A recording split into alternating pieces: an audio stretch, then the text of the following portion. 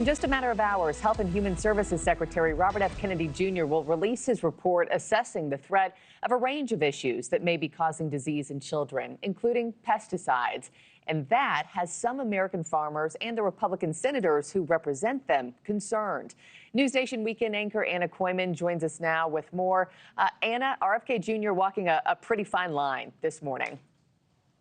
Yep, on a whole host of issues. Good morning, Markie. Good morning to everyone at home. Health and Human Services Secretary Robert F. Kennedy Jr. has been offering assurances on Capitol Hill this week ahead of today's release of the MAHA Commission's report. Now, he's been trying to ease concerns of some farmers and lawmakers, for example, who fear that the report could include pesticide regulations or recommendations anyhow. While attempting to preserve the health of farmers and consumers, they believe it could potentially upend the industry and increase prices at the grocery store.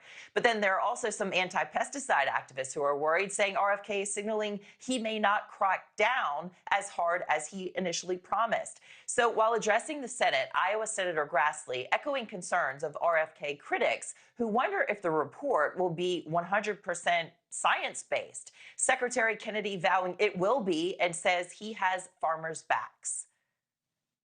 The MAHA movement collapses if we can't partner with the American farmer in producing a safe, robust, and abundant food supply. And we understand that. There's 1 million farmers who rely on glyphosate. 100% of corn in this country relies on glyphosate. And we are not going to do anything to jeopardize that business model. Two of the pesticides whose safety is regularly debated, glyphosate and atrazine. They've been used in the United States for decades. Glyphosate is found in Roundup, and atrazine, which is banned in the EU, controls weeds in corn and sugarcane farming. Anti-pesticide activists say both are endocrine disruptors and are linked to cancer diagnoses, arguing the harms of the chemicals outweigh their economic benefits. What we'd like to see is some of the most harmful pesticides used in this country to get banned, to go away.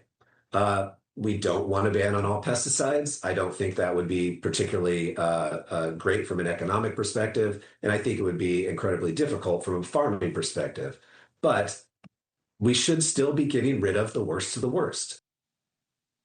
Of course, the companies behind these big pesticides say they are indeed safe. They maintain their safety. Now, last month, over 70 senators sent a letter to HHS Secretary Kennedy, Secretary of Agriculture Brooke Rollins, and the head of the EPA, Lee Zeldin, wanting to make sure the report isn't influenced by lobbyists or advocacy groups. Markie, back to you. And a lot of people just want transparency to make the best decisions they can for them and their families with the information provided. Anna, thank you.